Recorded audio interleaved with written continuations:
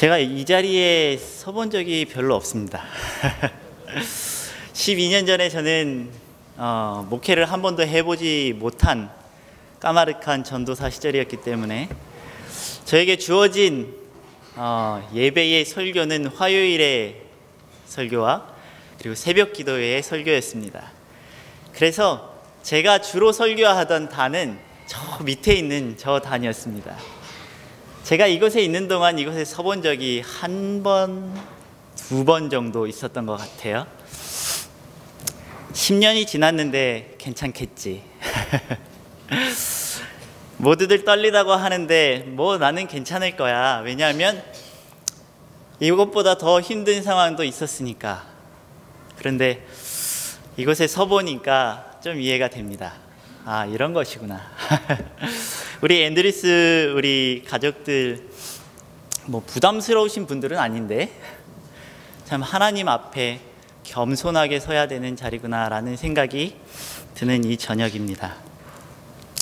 지난주에 우리 학생반 친구들이 요셉의 이야기를 아주 잘 준비해서 큰 감동을 주었습니다. 그렇죠? 그리고 그 전주에는 우리 이성진 목사님께서 채색옷이라고 하는 제목으로 요셉의 이야기를 들려주셨습니다. 그래서 저도 무슨 설교를 할까 갑자기 맡게 된 거니까 무슨 설교를 할까 생각을 하다가 시리즈로 한번 해봐야겠다. 처음 부분을 하셨고 이야기 전체를 하셨고 이제 그 요셉의 스토리의 마지막 부분에 나오는 그 주제를 가지고 한번 더 깊이 더 우리가 알지 못했던 부분을 조금 함께 나눠야겠다라는 생각을 가지고 오늘의 제목을 베냐민이 살아야 하는 이유라는 제목으로 함께 말씀을 나누고자 합니다. 한 이야기로 시작할까 해요. 눈이 수북히 쌓인 어느 겨울날이었습니다. 강원도 깊은 골짜기에 두 사람이 계곡을 따라 산으로 들어가고 있었어요. 눈이 많이 왔기 때문에 한참을 더듬어 이 두 사람은 어딘가를 찾고 있었어요. 한 사람은 나이가 지긋한 미국 사람이었고 다른 한 사람은 나이가 젊은 청년이었습니다.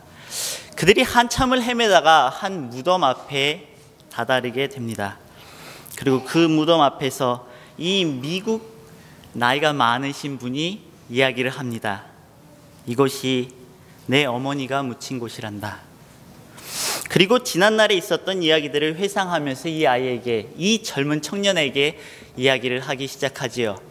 1950년 한국전쟁 당시에 한 미군 병사가 강원도 깊은 골짜기로 후퇴를 하고 있었는데 무슨 소리가 들리는 것입니다. 가만히 들어보니 아기의 울음소리예요. 그래서 아기가 어디서 울고 있나 보다. 이 군인이 그 아이가 어디에 있는지를 찾기 시작했습니다. 그러다가 깨달은 것이 한 눈이 이렇게 뒤덮인 곳에 아이의 울음소리가 계속 나는 것이었어요. 큰일 났다. 어떤 아이가 이 눈 속에 파묻혀서 울고 있구나. 그러면서 이렇게 손으로 그 구덩이를 치워봤더니 깜짝 놀라고 말았습니다. 왜냐하면 그 흰 눈 속에 파묻혀 있는 어머니가 옷을 하나도 걸치지 않은 채 아이를 꼭 끌어안고 죽어 있었던 것입니다. 아마도 피난을 가던 어머니가 깊은 골짜기에서 길을 잃어 추위 속에서 아이를 살리기 위해 자신의 옷을 모두 벗어서 이 아이를 꼭꼭 감싸고 자신의 체온으로 이 아이를 살리고자 안간힘을 쓰다가 아마도 죽은 것일 것이다 라고 생각을 하게 되었어요. 그리고 그 모습에 너무나 감동한 이 어머니는, 이 미군 병사는 그 자리에 땅을 파서 어머니를 묻어주고 어머니의 품에서 울어대던 그 아이를 자신의 아이로 입양하게 됩니다. 그리고 그 아이를 잘 길러서 청년이 되었을 무렵 이 어머니에 대한 이야기를 해주고 함께 그 어머니의 무덤을 찾아온 것이었어요. 이 청년이 그 이야기를 다 듣고 그 자리에서 무릎을 꿇습니다. 그리고 한참 어머님에 대해서 생각을 하면서 눈물을 뚝뚝 흘렸어요. 그 뜨거운 눈물이 눈을 녹이기 시작했습니다. 한참을 울던 이 청년은 이제 옷을 하나하나 벗기 시작합니다. 그리고 자신의 손으로 정성 들여 그 어머니의 무덤을 눈을 치우기 시작했어요. 그 손으로 무덤의 눈을 다 치운 이 청년이 자신이 벗은 그 옷을 그 무덤 위에다가 덮기 시작했어요. 그리고 무덤을 다 덮은 뒤에 이 청년이 이야기합니다. 어머니, 그 추운 겨울날 얼마나 추우셨습니까?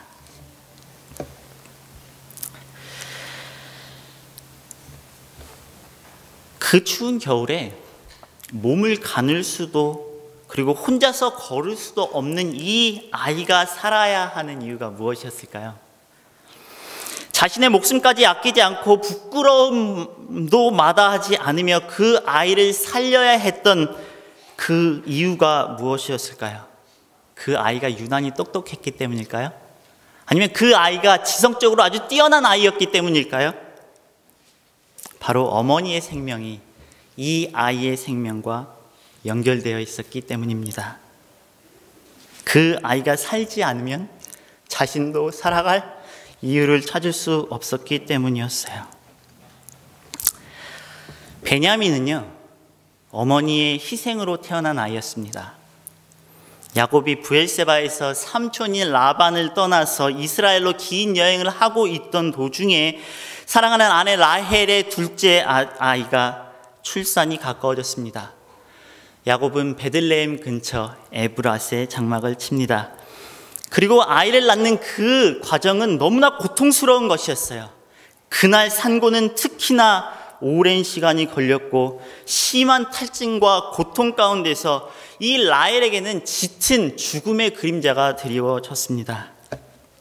마지막으로 아들을 품에 안고 어미 없이 자라게 될 그 아들을 바라보면서 라헬은 그 아이를 베노니, 슬픔의 아들이라고 불렀습니다.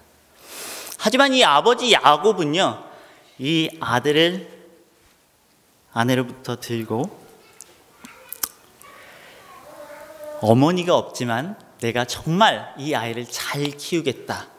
이 아이를 부끄럽지 않게 잘 키우겠다, 소중하게 키우겠다라고 다짐하면서 그 아이의 이름을 오른손, 행복의 아들이란 뜻의 베냐민이라고 이름을 짓습니다. 아내를 잃은 이 야곱은 특별히 이 두 아이, 요셉과 베냐민을 깊이 사랑했습니다. 그리고 요셉도 이 12형제 가운데서 같은 어머니에게서 태어난 베냐민을 더 깊이 사랑하게 되었어요.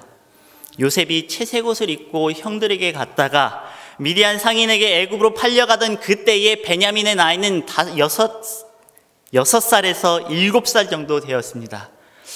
여러분, 6살에서 7살 정도 되는 아이가 귀여운가요? 아니면 미운가요? 미운 7살이라는 얘기도 있죠. 하지만 어머니를 잃은 이 요셉의 입장에서 이제 막 말을 시작하고 자신을 졸졸 따라다니고 자신의 의견들을 얘기하면서 함께 놀 수 있는 이 아이가 얼마나 행복하고 얼마나 좋은, 얼마나 소중한 아이였을까 한번 생각해 보았습니다. 그런데 그렇게 소중한 아이를 집에다 두고 형들에게 갔는데 지금 어디로 팔려가고 있어요? 애굽으로 팔려가고 있는 그 요셉의 입장에서 이 아이가 얼마나 보고 싶었을까요? 보디발의 집에서 힘든 노역을 감당하는 동안, 그리고 감옥에서 작은 창틀로 보이는 작은 별들을 바라보면서, 그리고 애굽에서 총리가 되어서 이제는 너무나 바빠서 분주하게 지내다가 맛있는 음식을 먹게 되었을 때, 베냐민이 있었으면 얼마나 좋았을까? 베냐민이 있었으면 내가 이 맛있는 음식을 주었을 텐데, 보고 싶다. 내 동생 베냐민. 눈을 감아도 결코 잊을 수 없는 소중한 아버지와 베냐민. 7년간의 풍년이 지나고 이제 7년의 흉년이 찾아온 이집트와 이스라엘 땅에는 모든 곡식들이 다 말라버렸어요. 그리고 창고에 가득했던 풍족했던 식량마저 모두 바닥났을 때 사람들은 이집트로 몰려들기 시작했습니다. 왜냐하면 그곳에 아직도 많은 식량이 남아있어서 돈을 가져다 주면 그 식량을 살 수 있다라는 소문이 돌았기 때문입니다. 베냐민은 이제 장성하였어요. 아버지의 보호 없이도 살아갈 수 있는 그러한 나이였습니다. 하지만 아버지는 베냐민을 제외하고 10명의 형제만 이집트로 보냅니다. 이집트에 온 10명의 형제들을 보고 요셉은 작게 크게 실망했습니다. 그리고 그 형들을 통해서 이제 첫 번째 왔지만 이들을 통해서 베냐민을 좀 봐야겠다라는 생각을 하게 돼요. 그리고 무엇이라고 몰아세우기 시작합니까? 너희는 정탐꾼이다. 정탐꾼이다. 못 믿겠다. 그러면서 이들을 다 감옥에 가두죠. 3일 동안 감옥에 있던 그들에게 시몬 하나를 감옥에 두고 너희들이 음식을 사가지고 너희 아버지에게 돌아가라. 그리고 다음번에 올 때에는 너희 말째 아우 베냐민을 반드시 데리고 와라. 너희가 베냐민 데리고 오지 않으면 다음엔 내 얼굴을 못 볼 줄 알아라. 먹을 식량을 가지고 이제 집으로 돌아갑니다. 그렇죠? 얼마 지나지 않아 식량이 모두 바닥이 났습니다. 아버지 야곱은 형제들에게 다시 식량을 사오라고 이야기합니다. 아버지, 베냐민을 같이 보내셔야지요. 안 된다. 베냐민은 절대 안 된다. 그러면 저희 못 갑니다. 베냐민 없이 다시 한번 가보라니까. 참다 못한 르우벤이 아버지에게 간청합니다. 베냐민을 저에게 맡겨주십시오.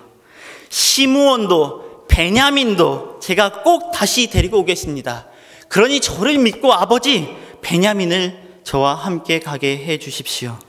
그러자 야곱이 뭐라고 성경에 이야기합니까? 창세기 42장 38절. 야곱이 가로되 내 아들은 너희와 함께 내려가지 못하리니 그의 형은 죽고 그만 남았음이라. 만일 너희 행하는 길에서 재난이 그 몸에 미치면 너희가 나의 흰머리로 슬피 음부로 내려가게 함이 되리라. 여러분, 야곱이 라헬의 마지막 남은 아들 베냐민을 얼마나 깊이 그리고 목숨과도 같이 사랑하는지 느껴지십니까? 그 아이의 생명이 야곱의 생명과 연결되어 있었어요. 혹여 그가 잘못된다면 분명 야곱은 깊은 슬픔 가운데서 죽음을 맞으리라는 사실을 모두가, 그 가족 모두와 자신도 알고 있었습니다. 하지만 방법이 없었어요. 모두가 굶어 죽을 순 없지 않겠습니까? 결국 미루고 또 미루고 진짜 마지막까지 미루다가 야곱은 애굽 총리를 위해 많은 선물을 준비하고 지난번 돌아온 식량의 값까지 다 다시 준비해서 베냐민과 함께 이집트로 애굽으로 보냅니다. 멀리서 베냐민이 온 것을 요셉이 보았어요. 숫자를 세었겠죠. 그리고 베냐민이 왔구나. 그리고 자신의 청지기를 시켜서 그들을 초청하여 자신의 궁정, 자신의 집 저택에 풍성한 음식을 준비하고 이들을 초대합니다. 요셉이 이 식사 자리에서 딱 2가지 질문을 합니다. 다른 건 관심이 없어요. 그가 딱 2가지 질문을 하는데 그 2가지 질문 중에 한 가지는 너희 아버지가 평안하시냐? 2번째는 뭐예요? 잘 작은 아이를 보고 내가 베냐민이냐? 그리고 나서 요셉이 베냐민의 얼굴을 가만히 보는데 43장 30절 요셉이 아우를 인해서 그냥 얼굴만 봤어요. 그냥 그의 얼굴에 비친 그 모습만 봤는데 얼마나 마음이 타는 듯 했으면, 마음이 타는 듯함으로 급히 울 곳을 찾아 안방으로 들어가서 울고 얼굴을 씻고 나와서 정을 억제하고 아버지와 베냐민의 사랑이 끊을 수 없는 것이듯 요셉이 아우를 향한 마음도 그 어떠한 사랑보다도 더 승한 것이었어요.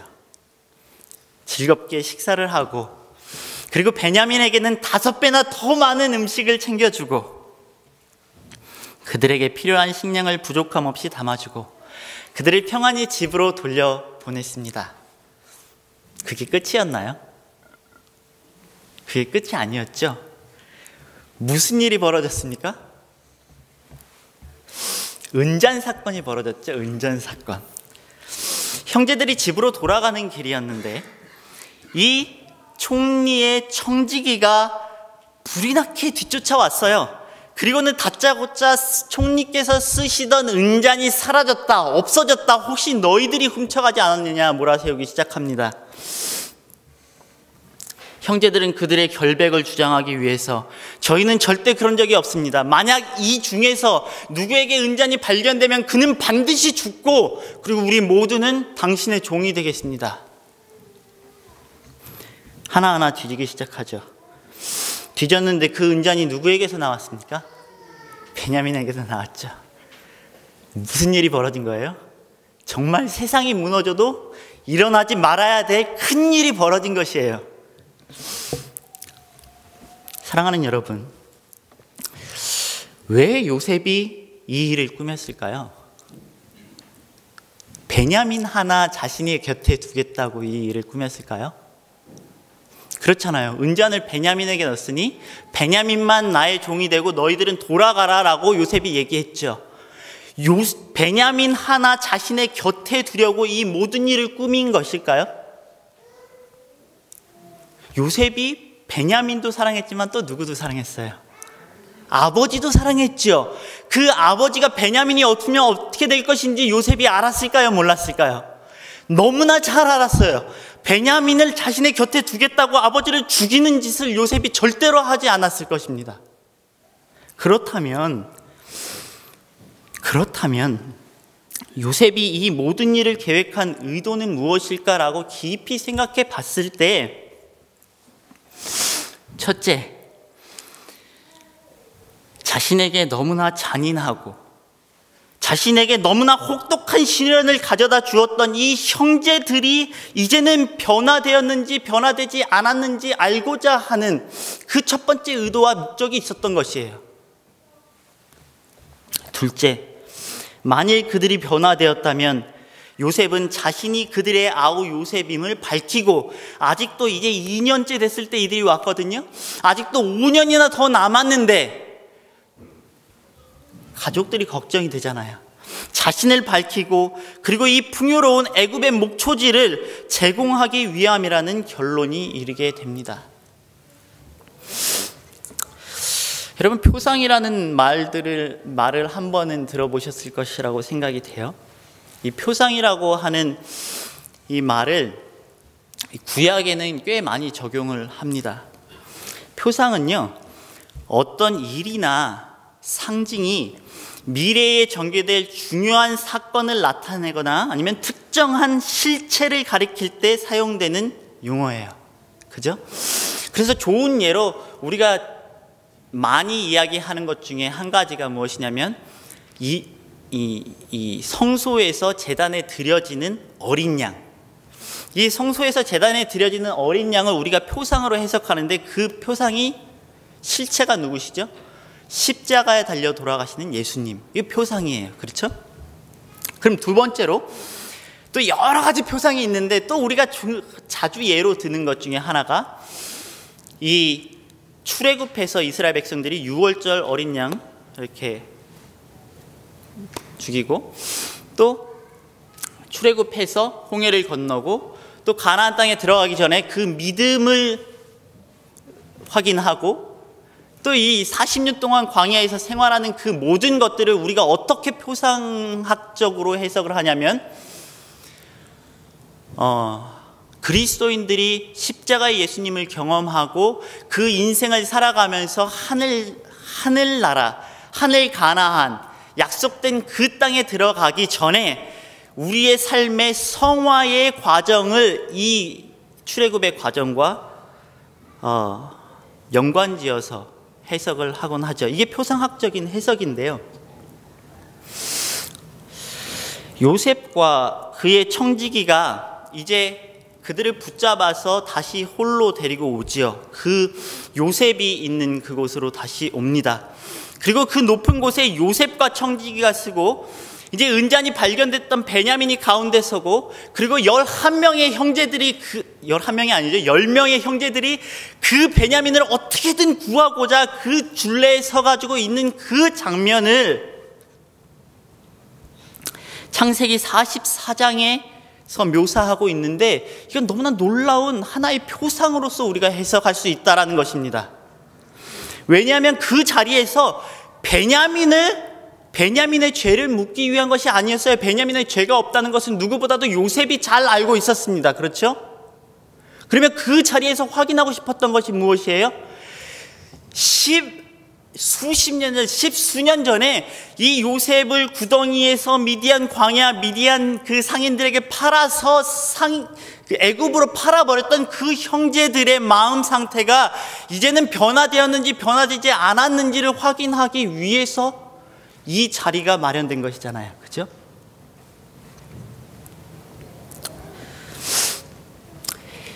이 장면은 현재 하늘에서 진행되고 있는 재림전 심판, 조사 심판을 떠올리게 합니다. 영원한 하늘나라를 주시기 위해, 풍요로운 애굽 땅을 제공하기 위해, 예수께서 재림의 날에 자신을 나타내시기 전에 우리의 변화를 확인하고 구원을 인치는 재림전 심판의 장면과 이 장면은 너무나 닮았어요. 벌하기 위한 심판이 아니라 살리기 위한 심판이기에, 과거의 잘못을 지적하는 심판이 아니라 현재의 변화를 확인하기 위한 심판이기에 재림전 심판의 표상으로서 우리는 이 사건을 눈여겨보아야 하는 것입니다. 이 장면에서 요셉은 그리스도를 표상합니다. 은전 20에 팔리고 종에서 온 이 애굽을 다스리는 두 번째 권력자가 되었으며 귀근으로 죽을 많은 백성들을 구원하는 인물이기 때문에 그렇습니다. 그리고 12지파의 아버지인 야곱은 믿음의 백성들의 아버지, 하나님을 대표합니다. 그렇다면 이렇게 우리가 표상학적으로 해석을 해볼 때 이 자리에 있는 베냐민과 그리고 형제들을 우리는 어떻게 나타내고 어떻게 대표하고 어떻게 매칭할 수 있을까? 형제들과 베냐민은 바로 세상 가운데 살아가는 죄 많은 우리들을 대표합니다. 좀 더 깊이 들어가 볼게요. 형제들은 죄 가운데에 있다가 변화된 그리스도인들을 대표해요. 그들이 죄를 지었는데 이제는 예수 그리스도를 믿고 변화된 그리스도인을 대표합니다. 그렇다면 베냐민은요? 베냐민은 아버지 하나님께 돌아갈 수 없는 막막한 상황에 처한 속절없이 세상의 종으로 살아가고 있는 우리 중에서 그가 제일 마지막 막내 동생이었으니까 지극히 작은 자를 나타내고 있어요. 여러분의 삶에는 누가 베냐민입니까? 이게 제 화두예요. 여러분의 삶에는 누가 베냐민입니까? 우리 중에 믿지 않는 가족이 베냐민일 수 있습니다. 그리스도를 배워 첫사랑을 가졌었으나 다시 물러난 우리 중에 있는 배우자일 수도 있겠지요. 도움이 필요한 우리 주위의 잃은 양, 뒤로 물러난 성도님들, 예수님을 한 번도 알지 못했던 세상에 살아가는 많은 사람들이 우리의 베냐민입니다. 여러분을 위해서 예수님이 돌아가셨듯이 그들을 위해서도 예수님이 돌아가셨어요. 그들이 예수님을 모른다고 해서 예수님이 그들을 사랑하시지 않는 것이 아닙니다. 여러분, 탕자의 이야기 아시죠? 첫째 아들도 아버지께서 너무나 사랑하셨지만 죄를 짓고 그 재산을 다 들고 먼 타국으로 가버린 둘째 아들을 위해서 아버지가 먼 데까지 나가서 항상 기다리는 그 아버지가 우리 하나님이세요. 우리도 그 사랑 때문에 이 자리에 앉아 있는 것이고요. 그들이 바로 베냐민입니다. 자, 이 재판 자리에서 베냐민이 살아야 하는 이유는 너무나 분명해 보입니다. 형제들을 대변해서 넷째인 유다가 일어나서 이 총리인 요셉에게 한마디만 하겠습니다 하고 이야기를 하는 게 바로 창세기 44장에 나옵니다. 이게 너무나 아름다운 성경절이에요. 제가 이 성경 구절을 읽으면서 이게 복음이구나 이런 생각을 하게 되었습니다. 창세기 44장 30절부터 33절에 있는 말씀, 우리 다 같이 한 목소리로 읽어보도록 하겠습니다. 아비의 생명과 시작. 아비의 생명과 아이의 생명이 서로 결탁되었거늘 이제 내가 주의 종 우리 아비에게 돌아갈 때에 아이가 우리와 함께하지 아니하면 아비가 아이의 없음을 보고 죽으리니 이같이 되면 종들이 주의 종 우리 아비의 흰머리로 슬피 음부에 내려가게 함이니이다. 주의 종이 내 아비에게 아이를 담보하기를 내가 이를 아버지께로 데리고 돌아오지 아니하면 영영이 아버지께 죄를 지리이다 하였사오니 청컨대 주의 종으로 아이를 대신하여 있어서 주의 종이 되게 하시고 아이는 형제와 함께 도로 올려 보내소서. 아멘입니까?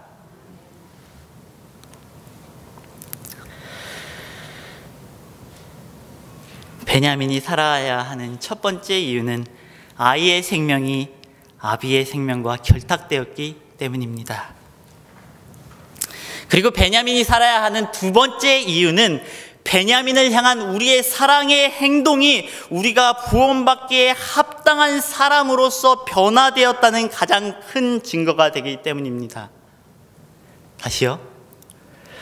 베냐민이 살아야 하는 두 번째 이유는요, 베냐민을 향한 우리의 사랑의 행동이, 베냐민을 살려내기 위한 우리의 행동이, 베냐민을 어떻게든 아버지께로 데려가기 위한 우리의 행동이 바로 구원받기에 합당한 사람으로 변화되었다는 가장 큰 증거가 되기 때문에 그렇습니다. 누구에게요? 예수 그리스도께요. 유다의 대답은 이기심이라고는 전혀 찾아볼 수 없는 변화된 사람만이 할 수 있는 대답이었습니다. 10수년 전에 구덩이에 있던 요셉을 미디안 상인들에게 팔자 이야기했던 사람이 누군지 아십니까? 바로 이 유다예요. 유다가 형제들에게 자, 우리 이 아이 죽이지 말고 미디안 상인들에게 팔자라고 얘기했던 게 바로 유다입니다. 근데 그 유다가 내가 종이 되겠으니 대신 이 아이 살려주십시오. 변화되었습니까? 안 되었습니까? 이기심이 있는 대답입니까? 아닙니까? 전혀 1%도 없는, 정말 하나님의 마음을 닮은, 하나님의 마음에 흡족한 대답이 바로 이것입니다. 내가 이를 데리고 돌아오지 아니하면 영영이 아버지께 죄를 지리이다. 여러분, 이 마음이 우리 마음속에 있습니까? 베냐민을 향한 이 마음이, 유다의 이 마음이 우리 마음속에 있습니까? 이 대답을 들은 요셉이 그 정을 억제하지 못하고 큰 소리를 지르며 모든 사람을 물러가라 하고 그 형제들에게 자신을 알리고 방송대곡하기 시작합니다. 제가 요셉입니다.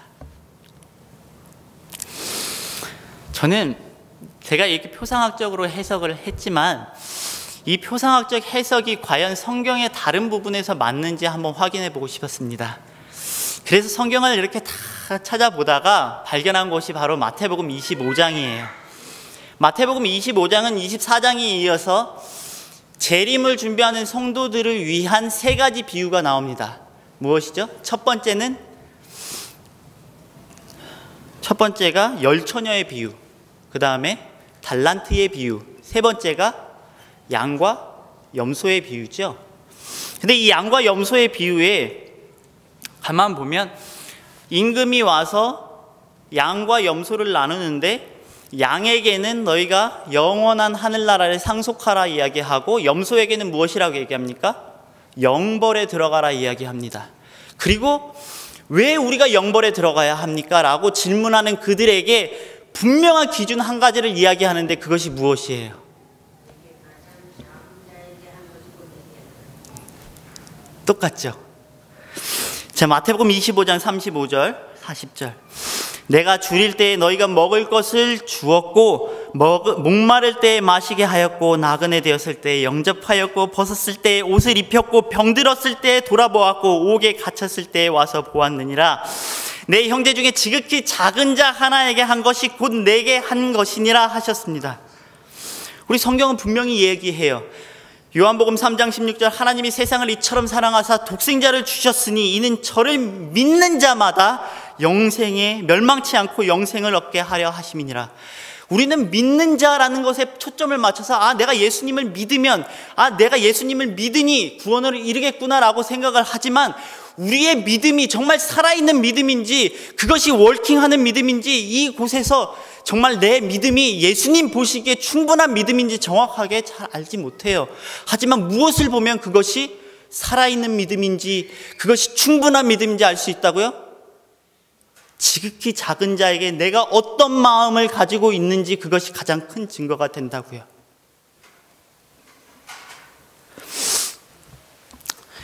우리가 어떻게 베냐민을 대하고 있는지 한번 생각해보는 안식일이 되었으면 좋겠습니다.